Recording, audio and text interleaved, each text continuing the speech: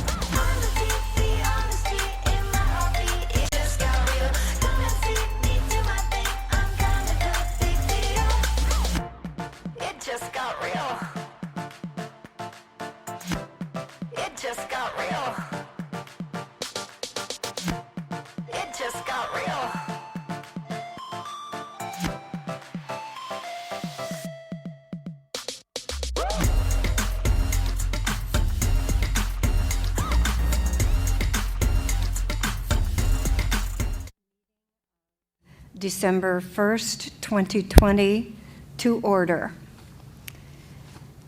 The introduction of the commissioners, please begin to my far right. I'm Commissioner Carrie Ann Canch. Missy Shoecraft. Commissioner Dominique Cobb, Urban Planning. Vivian Salaga, Historic Preservation Architect. Tom Plakon, USF. Thank you all for coming. It's a chilly morning today and kind of a nice change to get us fresh. The minutes have all been previously submitted to each of the members. Does anyone have any comment or correction to make on the minutes? Seeing none, we will accept the minutes as approved. May I have a motion to that effect?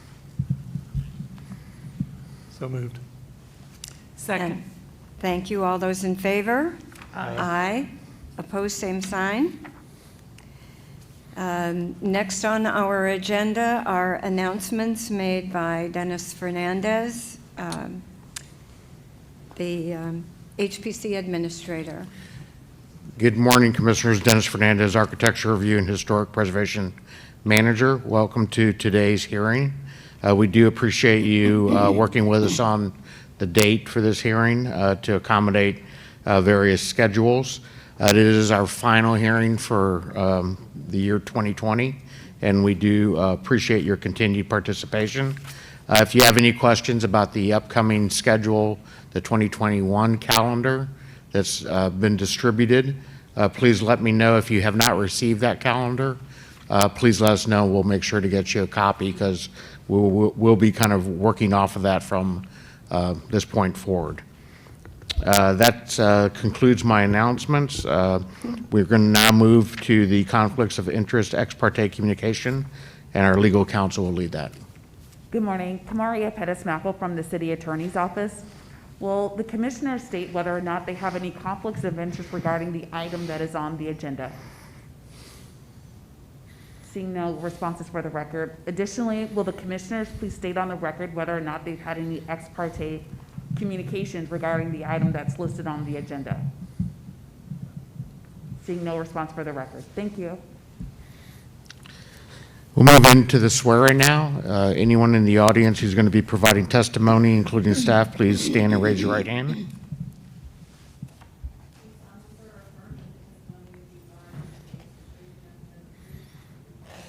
I do. With that, we're ready to move into item number 7, which is HPC 2021-01, determination of historic significance under 27257. And Elaine Lund with the staff is going to come up and lead the discussion and present PowerPoint.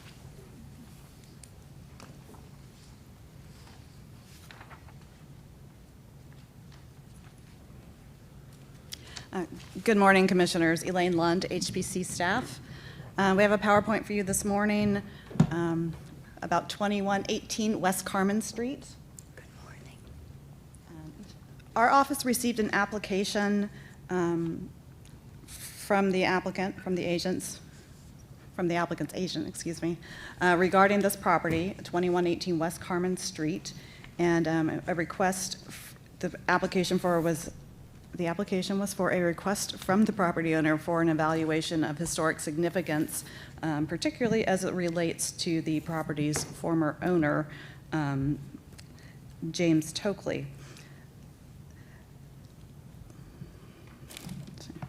There we are. So this is a photo of the front facade of the property and an aerial photograph there showing you where the property is located. It's on West Carmen Street, which is in West Tampa. It's on the south side of the street between Howard Avenue and Albany Avenue.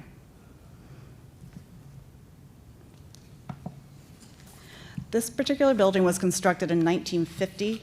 It exhibits the masonry vernacular style with a red brick exterior. It has metal windows that are casements and fixed panes. There's a hipped roof covered with asphalt shingles, and the former garage has been converted into a living space there. You can see an ad from the Tampa Tribune in 1962 when this property was for sale, in which it advertises the garage as part of the house. So that and some of the brickwork around the prior garage opening are pretty good indicators that that was formerly a garage space. Now, the masonry vernacular style is pretty commonly found throughout the city of Tampa and residential areas, especially from the mid-century era. So this was the former home of Joanna and E. James Tokley. Joanna purchased the property in 1964, shortly after that advertisement that you saw. In 1982, Joanna married Eugene James Tokley, and they lived together at this residence until 2018, when they sold the property to the current owner, Point Source Consulting Group, Inc. Just a little bit about Mr. Tokley. He was named the official poet laureate of the city of Tampa in 1996 and retained that position for a considerable amount of time. He was named as the official poet laureate of Hillsborough County in 2013. Additionally, he has been called the poet laureate of the National Urban League and has received various honors and awards as relates to his work. Some of these are listed in your staff report under the conclusion on page 4. And some of the awards included an Emmy in 2007 for a piece produced by WEDU for the narration of Central Avenue Remembered, a poem that he wrote. And he was a contender for the Pulitzer Prize in 1994. He has written a lot of epic poems, including the Song of the Hillsborough, which was chosen to represent Hillsborough County during the Millennium Celebration, and that was part of the White House Millennium exhibit. He's written several poems for inaugurations for the Florida governor, for the City of Tampa mayor, and several poems for memorial services of civic leaders. His poems have been adapted for cinema, and they appear in various works of art throughout the City of Tampa, including the Freedom statue at the courthouse and the Saga of St. Benedict School, which is in Ybor City. He has a long career as an educator and a writer with schools and universities within the city, and has appeared at many of those institutions doing recitals and workshops. Those are some of the highlights of his career. He's written a great deal. His career did not begin in Tampa, but he moved here in 1978 and began writing about Tampa around that time.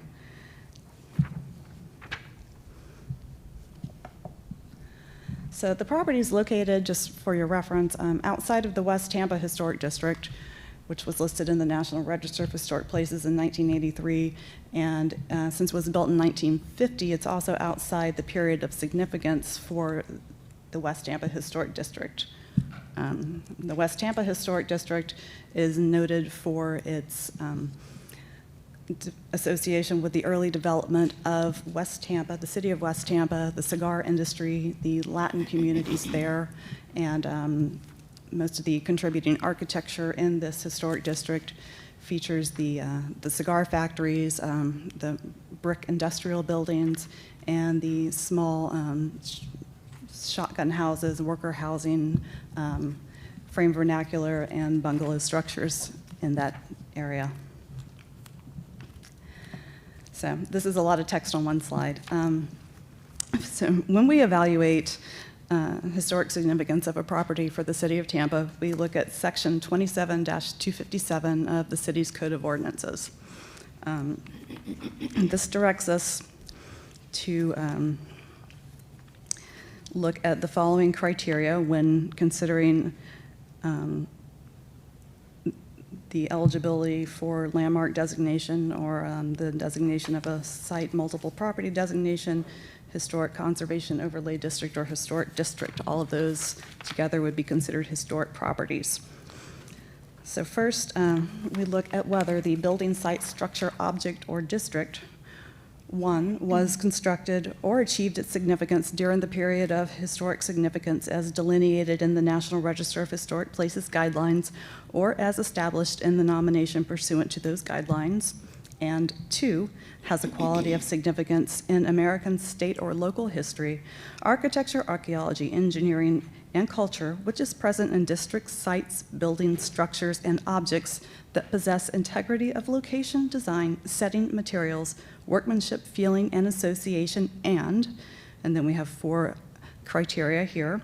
Number 1 is that are associated with events that have made a significant contribution to the broad patterns of our history, otherwise known as criterion A of the National Register criteria.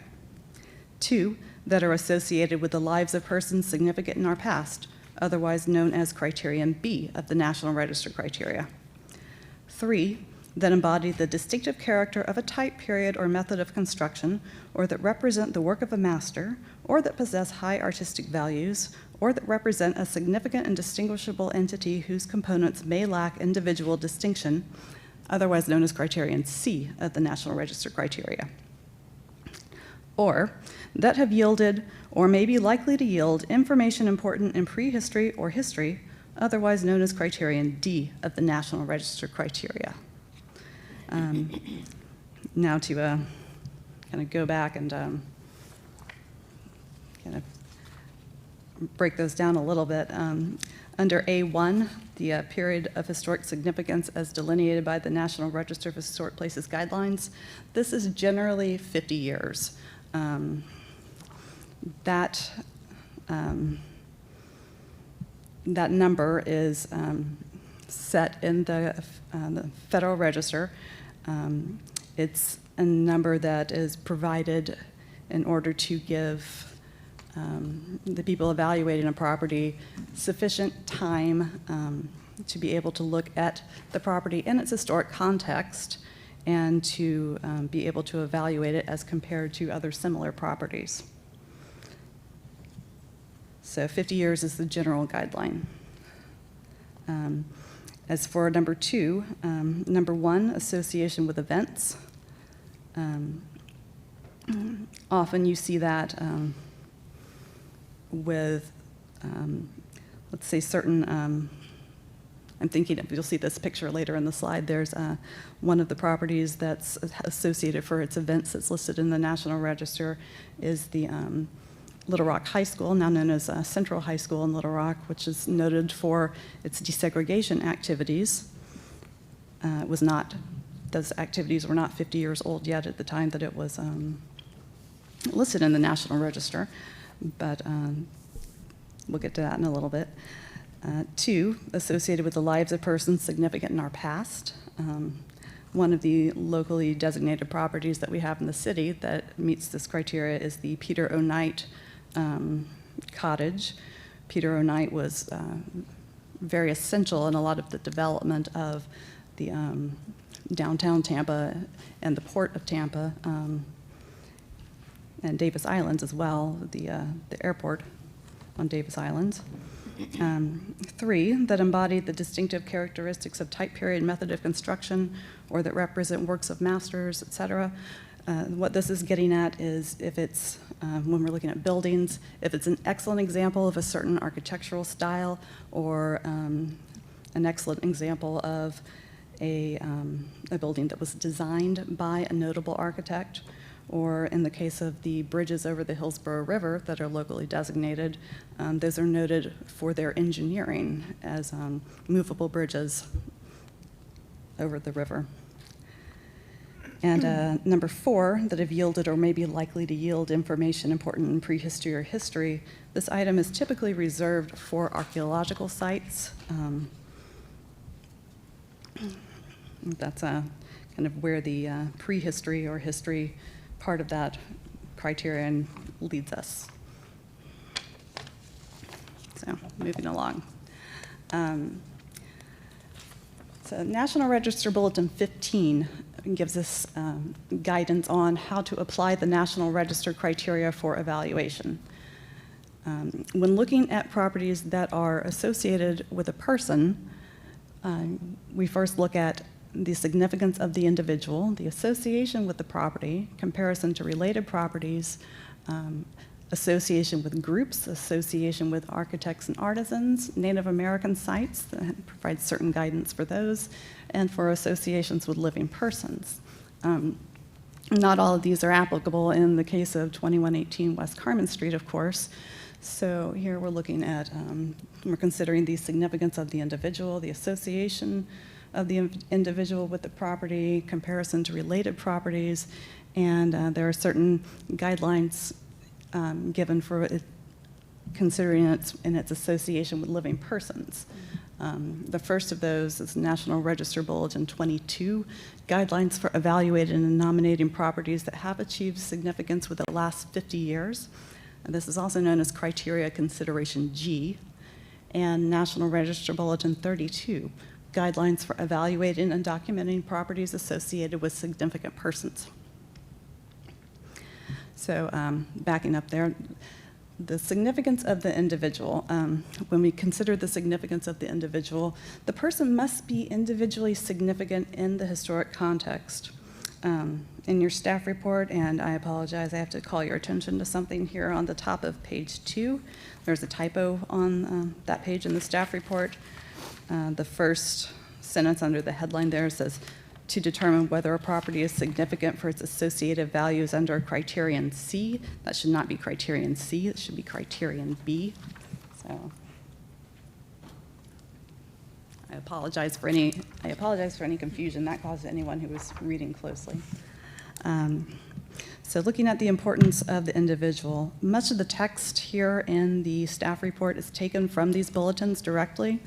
So I'll go through these criteria that these guidelines that we considered in the evaluation, and just hit the relevant portions of the bulletin text. So the persons associated with the property must be individually significant within a historic context. A property is not eligible if its only justification for significance is that it was owned or used by a person who is a member of an identifiable profession, class, or social or ethnic group. It must be shown that the person gained importance within his or her profession or group. The examples for this given are typically things like, you would not list a property on the National Register of Historic Places if the person who had lived there or owned the property were simply a, apologies to the property owner here, were a doctor. But you would if that particular doctor were somebody, like locally, we have designated a property that is was one of the homes of one of the first African American doctors in the city of Tampa. So, that person gained status within his social group and was notable as a rare individual in that profession. 2, looking at the length, the association of the individual with the property, we must ascertain the length and nature of the person's association with the property. Consider whether the property illustrates rather than commemorates a person's achievements. Properties eligible under criterion B are usually those associated with a person's productive life, reflecting the time period when he or she achieved significance. In some instances, this may be the person's home. In other cases, a person's business, office, laboratory, or studio may best represent his or her contribution. Properties that pre- or post-date an individual's significant accomplishments are not usually eligible. The individual's association with the property must be documented by accepted methods of historical or archaeological research, including written or oral history. Speculative associations are not acceptable. Comparison to related properties. This is number 3 on page 2 of the staff report here. Identify other properties associated with the individual and evaluate which properties are associated with the person's productive life.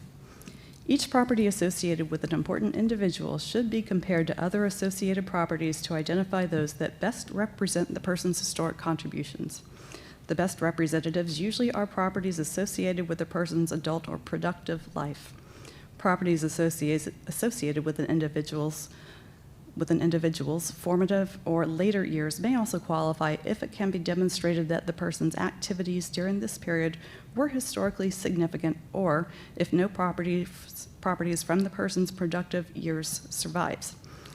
Length of association is an important factor when assessing several properties with similar associations.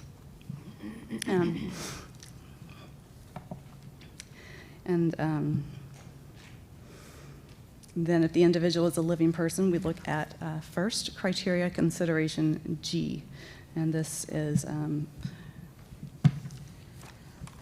discussed also in National Register Bulletin 15, and then additionally in National Register Bulletin 22. So properties associated with living persons are not usually eligible for inclusion in the National Register.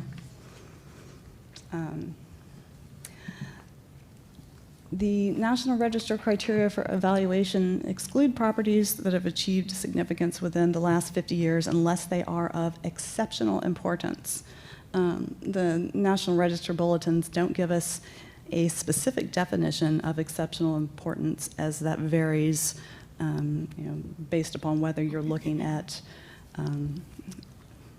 people, buildings, events, and everything has to be considered within its context. 50 years is a general estimate of time needed to develop historical perspective and to evaluate significance.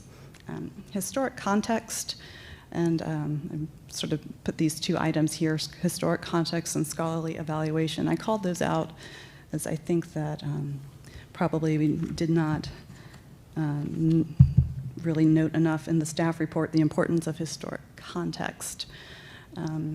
For many items listed in the National Register of Historic Places, there are historic contexts written for them. For example, when we look at significant properties associated with railroads in the state of Florida, there is actually a document, a historic context written for these properties. And it outlines what would make a railroad property in the state of Florida significant enough to be listed in the National Register of Historic Places. Such historic context also exists for, I'm thinking in the state of Florida, for certain styles of churches, for the state-owned bridges associated with the interstate highway system, and I think the Rosenwald schools, that's a national context, I believe. But for properties that don't fit into one of these larger groups like that, we would look at a historic context that has to be written specifically for that property type. For properties associated with, let's say, contemporary poets, that would be a very difficult historic context to write, as there's not been, as the National Register Bulletin state, the sufficient passage of time to be able to develop perspective and develop the scholarly evaluation that it would take to be able to compare our contemporary poets today. So the scholarly evaluation, this is, if you're not in a particular field, of course, this can be difficult to determine. Obviously, the Historic Preservation Commission staff, we are specialize in historic architecture, historic sites, not necessarily poetry or written, the written language. However, we look for references in places like journals online. We look for what's been locally documented about people such as contemporary poets. Look for any articles, newspapers, magazines, otherwise, that would give us some indication that this person or his work has been considered academically and compared to that of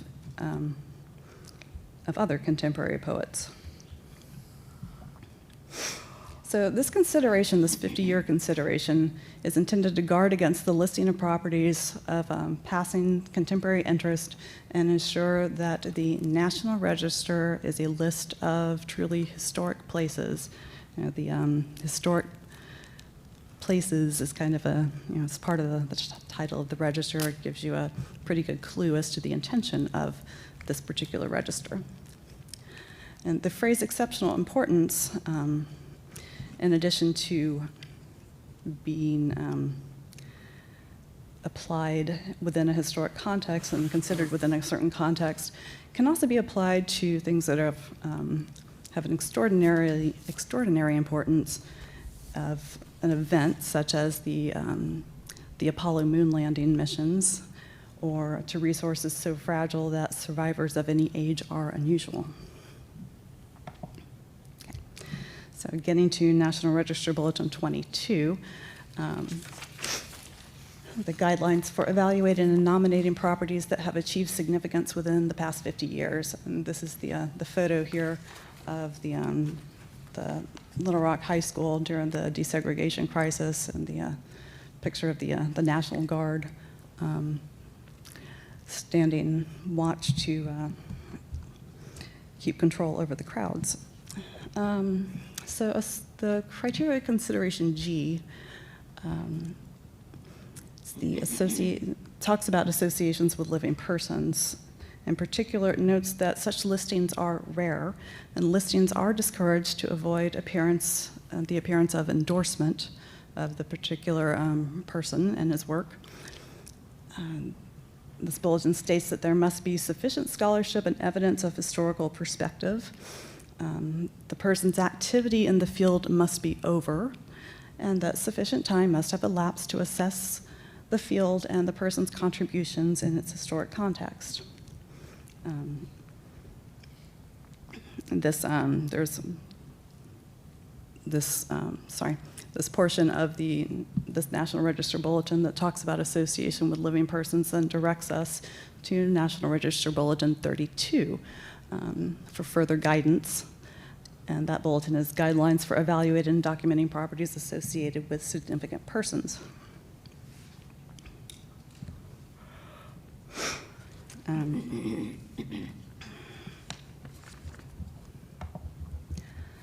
So National Register Bulletin 32 tells us that properties that are associated with individuals whose significant accomplishments date from the last 50 years must have exceptional significance, demonstrated by, again, scholarly research, evaluation, and documentation. The 50-year rule maintains the perspective essential to objectively evaluate a property in its historic context unless the individual's accomplishments can be documented as having been exceptionally significant. Exceptional significance, must be clearly established and broadly recognized in scholarly literature and the public consciousness. You can see that some of this is getting, I wouldn't want to say repetitive, but it is reinforcing a few key ideas.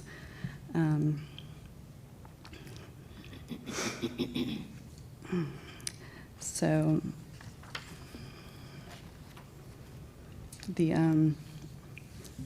yes, okay. So let's see. So properties that are associated with living persons generally are not considered eligible for inclusion in the National Register. If a person has ceased making contributions in a field of achievement for a sufficient length of time to allow a scholarly and objective assessment of his role in that field, the National Register will consider a listing of time as will consider listing a property that represents the person's assessed significance. The National Register criteria define the sufficient passage of time, again, as 50 years, unless the individual's accomplishments can be documented as having been exceptionally significant. It's very important to be able to consider the individual's work after it has all been completed, it's very difficult to assess the importance of an individual's entire body of work if that person is still living and still working.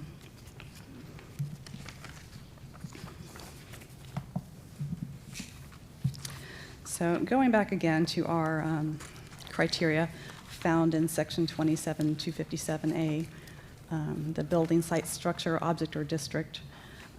This property was constructed in 1950, the property at 2118 West Carmen Street. So the building in and of itself meets the 50-year rule. However, the association with the person, which is what we're looking at here, does not. Mr. Tokley was not living in Tampa 50 years ago. He did reside in this house from 1982 to 2018, which is a pretty good amount of time. However, that was not more than 50 years ago. So there are, looking at number 2, there are no known association with events that have made a significant contribution to our broad patterns of our history. Skipping to 3, the property does not embody distinctive characteristics of a type period or method of construction. It's not associated with a significant architect. It does not possess high artistic values. It's, as stated earlier, it's a masonry vernacular structure, a very common resource type found throughout residential areas of the city. And additionally, this property has not yielded and is not likely to yield information important in prehistory or history, as this particular criterion is typically reserved for archaeological sites, and that would not be applicable in this case. So going back to number 2, otherwise known as criterion B of the National Register criteria, we're looking at, this is the remaining criterion to be considered. There must be a clear association with this person as being significant in our past for the property to exhibit significance under this criterion. As stated before, Mr. Tokley has been recognized for his poetry. He has been honored nationally for his poetry with the awards that he's won, and his poetry has been exhibited locally and nationally as part of traveling exhibits. For the association with the property, Mr. Tokley did complete much of his work in this building, in this house, as it was his residence for nearly 3 decades. As stated before, however, Mr. Tokley did live in another state. He lived, when he first moved to Tampa, of course, from 1978 to 1982. He, I believe, lived with his father off and on, as he was still traveling in and out of the state some, I believe. And however, there are no other structures that have been identified as having a direct association with his writing.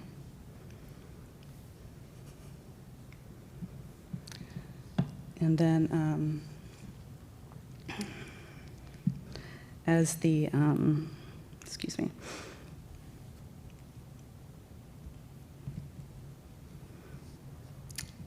As Mr. Tokley began living in this house beginning in 1982, less than 50 years ago, it must meet criteria consideration G in addition to the considerations under criterion 2 that we just looked at. Mr. Tokley's poetry must be clearly established as exceptionally significant, broadly recognized in scholarly literature and the public consciousness.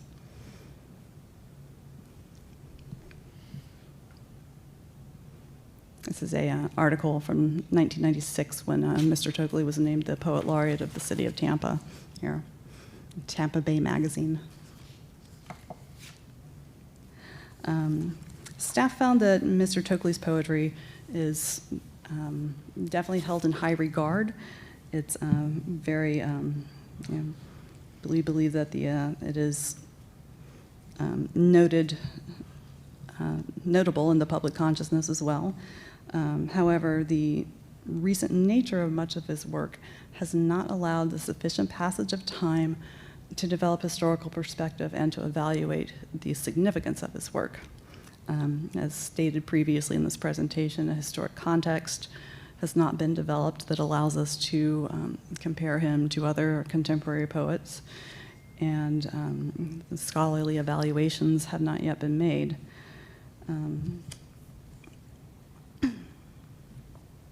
Additionally, Mr. Tokley is a living person, and his activity in the field may not yet be over. This particular condition does not allow for significant historical perspective, and we not yet have clear evidence that this building will have the best connection to Tokley's entire body of work. So, lacking this necessary historical perspective, there is insufficient basis for satisfying all the criteria under Section 27-257 of the city's Code of Ordinances.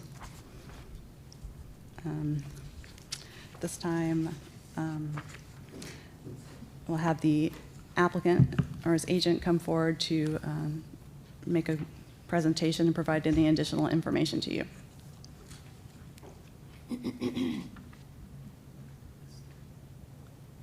Mr. Mechanic, would you like to make some comments?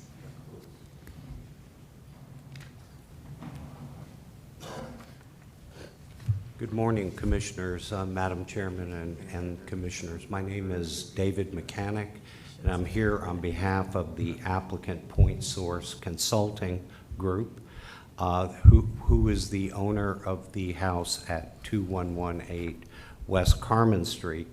With me this morning is Dr. Robert Weinstock, the managing member of Point Source. Dr. Weinstock purchased this property from James and Joanna Tokley in 2018 in order to expand the parking lot for his medical practice, which faces Howard Avenue. I would like to note that during the discussions regarding purchasing the property, the Tokleys were aware that Dr. Weinstock wanted to demolish the home in order to expand his parking lot, and the Tokleys did not attempt to impose any deed restrictions on this property which would preclude the demolition of the house. And I have provided Elaine, and I would ask for the title information that I provided to be entered into the record of this case this morning. We have a pending, this is a little bit unusual, the circumstances we're here today. We have a pending application to rezone the doctor's property, which includes the house on Carmen Street. And again, the intention behind that application is to expand the doctor's parking lot. A few of the neighbors raised a question about the historic status of the house, and we felt it was necessary to resolve this question before proceeding with the zoning hearing because of the, of course, doubt that may be entered into the city council's mind. So in that context, we filed this application. And just so you understand, Dr. Weinstock does not believe that the house is historic, but we did want to file this application in order to, if you will, resolve the question. As the staff report indicates, the only criterion, and I'm going to try and not be too repetitive, but there are certain aspects of the staff report and our consultant's report which are worthy of emphasis, and that's what I will try to accomplish in a few minutes here. The staff report indicates that the only criterion in the city code which is applicable to this case is whether the building is associated with the lives of persons significant in our past, and I emphasize the phrase significant in our past. And this criterion is also known as criterion B of the National Register criteria, and and all of the guidance which has been provided in the staff report and our consultants' study are based on National Register publications and considerations in regard to determining historic status of a piece of property. As Elaine has done in great detail, she discussed his work extensively. However, the conclusion offered by the staff is rather dispositive, and I'd like to just read that again. I know Elaine just went through that. Staff finds that Tokley's poetry is undoubtedly held in high regard, as evidenced by many local and national recognitions.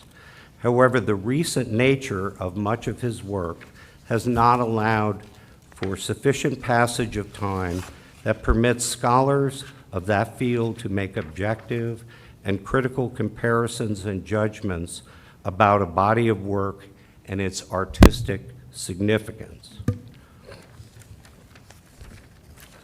To further address whether the house is associated with a person significant in our past, we asked Janus Research to consider this question.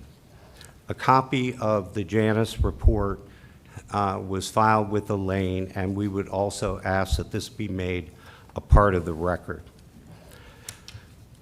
Janus Research, based in Tampa, is well known throughout the state of Florida for its cultural resource expertise, and it provides consulting services to many government agencies. Max Imberman, who authored the report, holds a master's degree in historic preservation and, among other positions, worked in the survey and registration section of the Florida Division of Historical Resources. In his report, Mr. Imberman agrees with your staff that an insufficient amount of time has passed to allow for sufficient scholarship to make objective and critical assessments of Mr. Tokley's work. Mr. Imberman cites National Register Bulletin number 22 as follows. Periodically, sufficient scholarship and evidence of historical perspective exist to list a property associated with a living person whose active life in their field of endeavor is over. And I emphasize the word over because Mr. Tokley is still, from what we know, still writing poetry. To continue the quote, in these instances, sufficient time must have elapsed to assess both their field and their contribution in a historic perspective. Indeed, Mr. Imberman states that local historic preservation ordinances which employ National Register criteria are viewed as the final word on a person's legacy, with such determinations taking decades of literature and scholarly interpretation before exceptional significance can be determined. Mr. Imberman concludes his report by stating that the house at 2118 West Carmen is not eligible for historic designation under the City of Tampa criteria. And I would just like to say that I think we all realize that Mr. Tokley is held in high regard in the community, but that isn't the question today. The question is whether his work meets the criteria listed by the National Register and as determined by your staff. And I'd be happy to answer any questions. Thank you. Commissioners, are there any questions to be posed to the applicant, his agent, or staff at this time? Anyone, please? Yes, this is a question for staff, which is, I don't see anybody here from the community. Has there been any correspondence other than the discussions that Mr. Mechanic raised in his presentation? Good morning, Dennis Fernandez, Architecture Review and Historic Preservation Manager.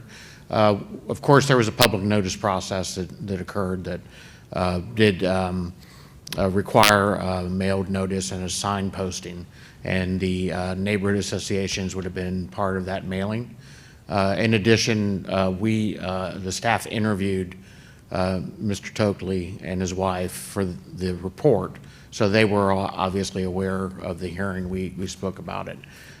There was some early phone calls, maybe one phone call from the public during the rezoning process to sort of make us aware of the situation. But we've had no interaction, no phone calls, emails, that sort of thing that sometimes accompanies these types of discussions. Thank you. You have to get it closer to your mouth. All right. Yes, I do have a question. You stated that you spoke to Mr. Tokley and his wife. Was there any information that we may need to know that they expressed? Our discussion with them, mainly focused on his body of work and getting the chronology of his connection to the house, clear. There's obviously the title documents, but we have discussions because his spouse had owned and lived in the house prior to Mr. Tokley living in the house. So we needed to get a few of those areas clear, but there wasn't any sort of information that extended beyond what we presented to you here this morning. Okay, so he didn't express whether he was okay with it or any other information? No, I didn't. We weren't polling him, for his degree of support of the request. It was more informational and factual, and we did make him aware of the hearing today, though, when we spoke to him. Thank you.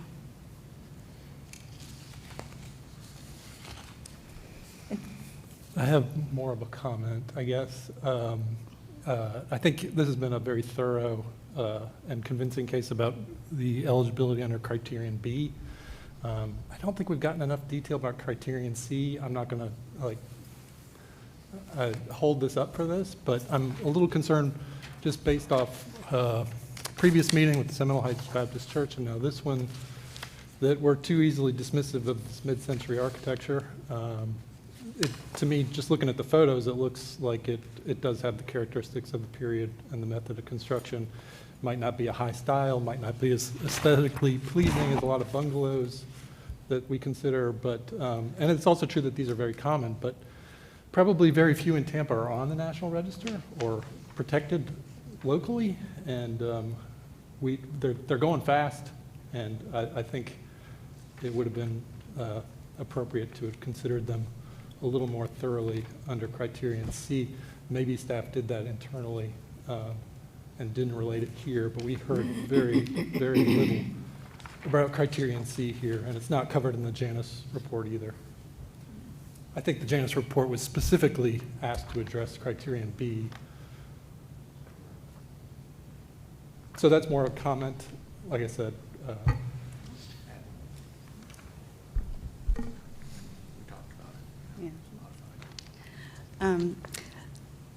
Dr. Plugin, to address your comment, actually, yes, the staff report did not include much of a discussion about the architectural style and its merits of the house. We did look at it as, you're correct, a very common resource type found throughout the city, the masonry vernacular home. Some of the, it does possess many of its original features, including the brickwork in the windows. However, we did note that there had been alterations, including the finishing or enclosure of the garage. That may be worth more of our consideration in the future, if you're correct. There are some additional photos that were provided, if you would like to see them in the application from the applicant. I think I only featured pictures of the front of the building. in the presentation there, but for your reference, they are on the last few pages of the applicant's application. I'd like to make a comment back regarding that whole consideration of criteria C. When one is looking at the significance of mid-century modern architecture, one is looking at the Sarasota School and Paul Rudolph and the likes of that genre of architecture. It is, and that is far and away beyond what we're seeing in this house. And, you know, I think if we're going to consider designation of mid-century modern, it would need to really be a significant contribution to mid-century modern, which unfortunately this house does not represent. Well, we have plenty of vernacular houses from the 19th century that get on the National Register without embodying a I mean, this would be style. like designating Levittown as a significant common architecture, which I don't think in the architectural and preservation world would ever be done. I mean, Levittown was practically erased from the from the face of the earth because of its lack of significance. So it's just a comment relative to anything one might want to bring up regarding the architecture of this particular house.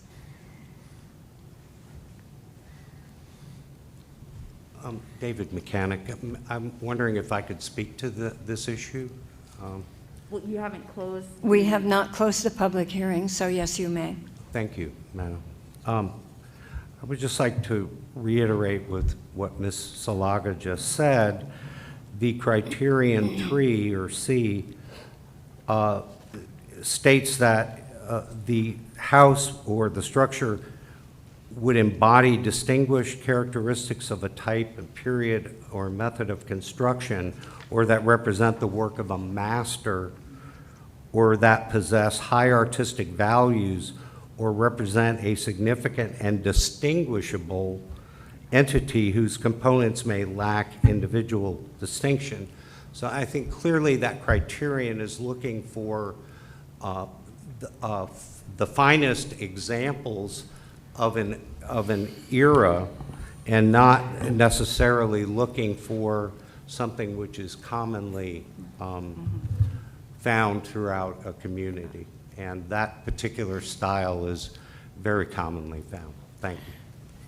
Well, and the fact that this house lies outside of the National Register District, and West Tampa is not a local historic district yet, anyway. There's no way for us to determine if the house would be considered a contributing structure to that neighborhood or not, because it is outside of the district, and the district boundaries are drawn where the greatest density and the greatest concentration of the significant styles are located. Missy, you had... I guess I'd like to address both your points. And the matter at hand, of course, is we're really looking at criterion B. Right. However, the way to address, for example, mid-century modern properties that are common often are done in a larger group. So there's a contextual understanding of that particular style, most importantly, how it related to the economics of the time, because this was considered middle-class housing at the time, and there's ways of addressing the significance of that particular style, which some people call common, because often you don't have exemplary examples of that in cities, because these were just normal residential areas that were built in the 1950s, and there's quite a few of them. It was an enormous economic boon in this country. So that's one way of addressing the significance of that particular period. If you can't find a Paul Rudolph tucked away somewhere, it helps to group them. And certainly that would be something that, for the city of Tampa, that we could start to begin to address before they all go away as tear downs, as we all know. So I was trying to address both of your comments and concerns about that, but the matter at hand, I think, is really more related to the significance of the person who was living in this property from 1982 forward. Correct. And I would draw the commission's attention back to a quote from National Register Bulletin 22 that is included in the Janus report that was submitted. And it states, to be a useful tool for public administration, the National Register cannot include properties of only transient value or interest. And I think this is significant to our discussions. The passage of time allows our perceptions to be influenced by education, the judgment of previous decades, and the dispassion of distance. Very poetic, a poetic comment from the National Register. And I think that's the matter at hand in considering how this house actually relates to Mr. Tokley's body of work, and the fact that wherever he is at the moment, he is still writing poetry, he is still producing work. I read a quote last night from him who said himself that his best work is yet to come. And so our ability to be able to judge whether this house is so directly tied to his work is, I think, what is at hand now. Would he have produced his poems if he was sitting in the library, as opposed to, which he probably did from time to time? How is that connected to this house so that it's irrevocably connected? And I don't see that connection, that it because of the criteria that the National Trust has stipulated. I would agree with the staff report that the house in and of itself does not represent his work. And I feel, and granted, his work is significant within the city, and I would suggest that there are many other ways that his work can be honored and elevated other than designating a house of little significance.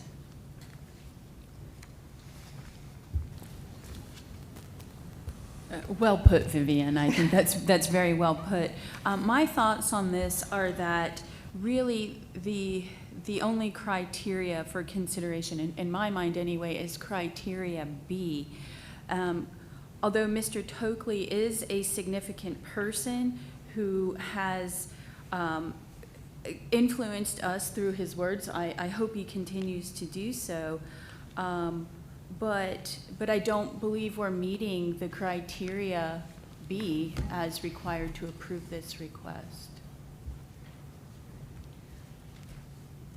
Salaga, if I may just add to the information that you have as a reference tool. I have on the overhead copy of the section of the code that deals with your review, your recommendation review authority this morning.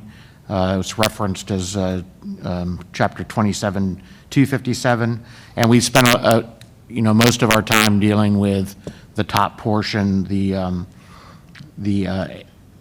A, B, C, and D criteria are referred through the Roman numerals in the code, but should be recognized that there's additional segments to this portion of the code. Under segment B, deals with the district, which we're not discussing today, so that wouldn't be applicable. But under section C, there is further criteria.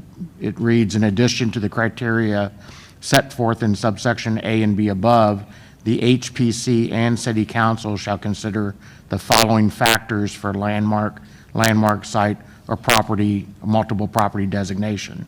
And the first is whether the owner supports the designation. So that is part of your decision-making process this morning. And as, I won't speak for the owner, but that is something that I believe through the nature of the request is indicating that he does not support the designation. But we can ask the agent to clarify that. And then the second part of that is whether the owner has timely applied for and established an economic hardship in accordance with the requirements set forth in 27-259, and if so, whether the economic incentives are applicable to adequately offset any hardship.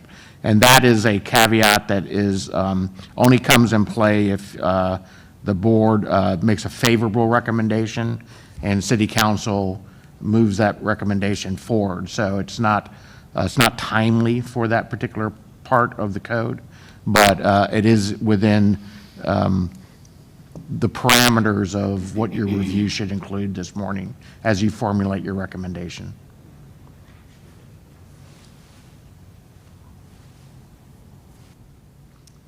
Mr. Mechanic, you had nodded your head that you wanted to respond to Mr. Fernandez's comment regarding the owner, the owner's Yes. intentions. David Mechanic, for the record.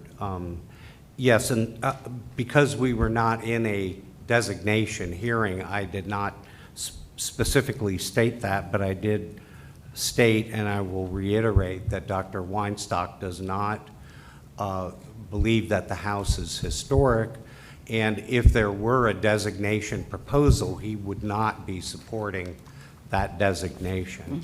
And I can certainly say it would be a significant economic hardship for him, given that he purchased this property in order to be able to provide adequate parking for his medical practice. Thank you.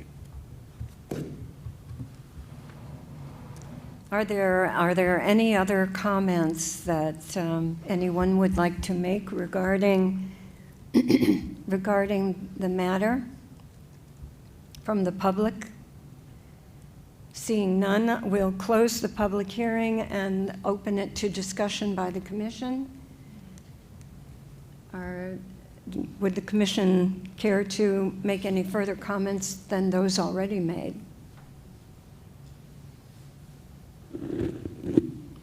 I see none, so may I please have a motion? Yes, ma'am, I'm ready to make a motion. Kamaria Pettisnapper from the City Attorney's Office, just to clarify, and I know you're prepared to, Madam Commissioner, you're prepared to make a motion, that your motion, whether it's to recommend or not to recommend to City Council, it should be specific regarding your reasoning. All right, may I? Yes. Okay. I would like to make a motion to accept the findings as established in the staff report prepared by the City of Tampa for an evaluation of the historic significance for the property located at 2118 West Carmen Street, case number HPC 2021-01.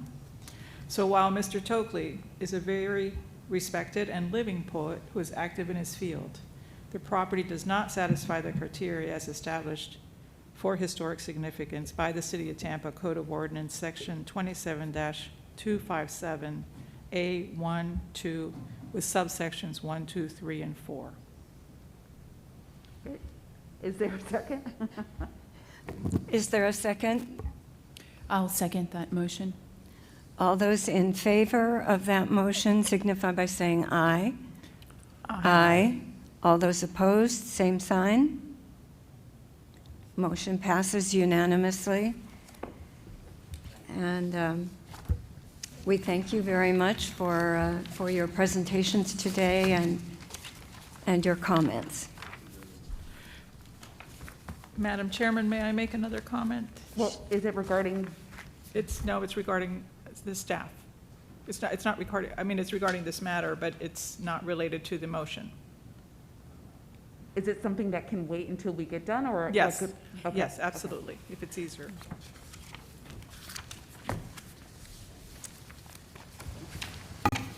Oops. Okay, the next item on our agenda, item number 8, is an update on the Interstate Historic Preservation Trust Fund. Good morning, Commissioners. With the short agenda, I wanted to take an opportunity to promote the latest cycles for the Interstate Historic Preservation Trust Fund. I believe we have a short PowerPoint.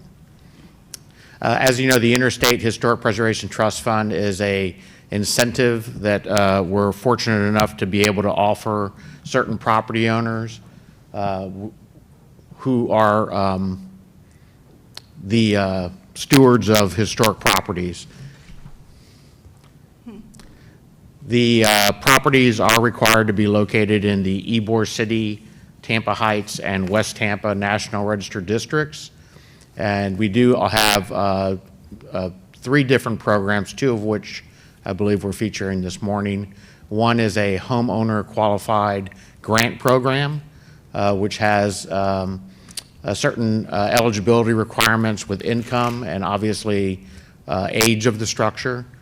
We are offering an application cycle right now up to January the 20th of 2021. We just concluded a cycle and a review actually this past week.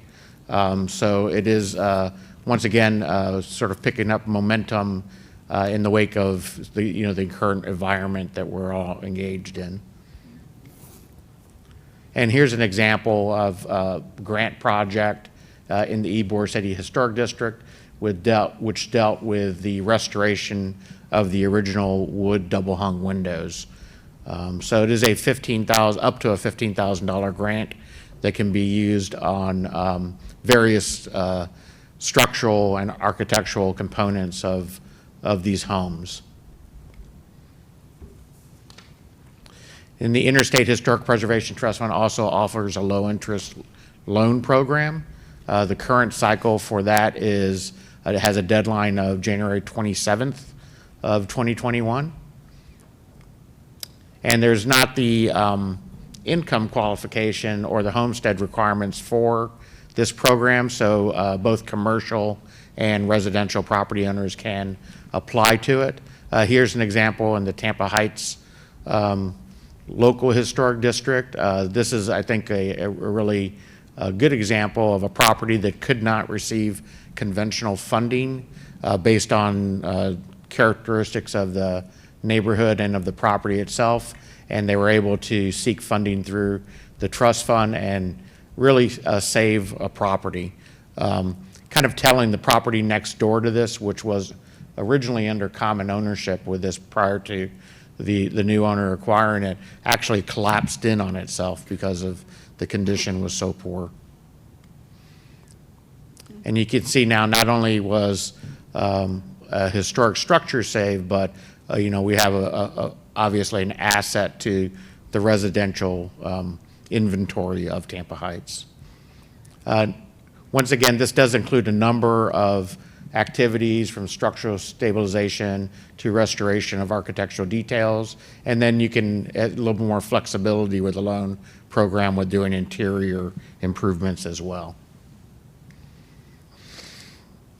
So online at our website at tampagov.net, we do have the information under the Architecture Review and Historic Preservation Division's link, or anyone interested in the program can contact our offices at the number you see on the screen, 274-3100, option 3. We are working with our digital media personnel to do some social media advertising on this. We were waiting till after the Thanksgiving holiday to give it, adequate coverage. So we'll be doing some blasts on that as well. So I'm happy to answer any questions, but I just wanted to highlight this very important component of our program. Thank you. Dennis, is there a limit on the loan component program? So there's a limit for a cycle, per folio of a particular property would be $200,000. The entire investment is capped at $400,000. So it's pretty substantial amount. And as I said, it's a alternative method of funding that's meant to bring properties into a condition where they can actually receive conventional funding so that we can then receive our money back and then reinvest it into another property. So it's a revolving program in that way. Excellent. Any other questions for staff, commissioners, on this issue?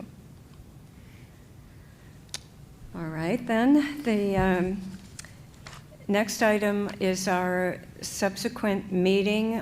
The date and time of the next HPC meeting will be January 12, 2021, 9 a.m., probably in this location still. So we'll see everyone after the new year. Kamaria Pettisnaka from the City Attorney's Office. You'll get direction, another email about where specifically the meeting will take place for the January meeting. Thank you so much. And is there any other new business that anyone would like to raise? It's not really new business, if that's okay. I just wanted to take this opportunity to compliment the staff on this particular report, but really all the reports that I have received on my time on the commission. I find them incredibly thorough, interesting. The presentations are wonderful, but really they're almost a respite from my day. I come in and I'm just taken away, and I just want to say that as a person who's been working in preservation for a very, very long time, it is difficult to take some of these dry items and turn them into a real story. So thank you very much for it. Much appreciated by me. It makes our job a lot easier because of their thoroughness, I think. Yeah, I concur. All right, then, on that note, we will adjourn until it is 10:13 a.m., and the meeting is adjourned.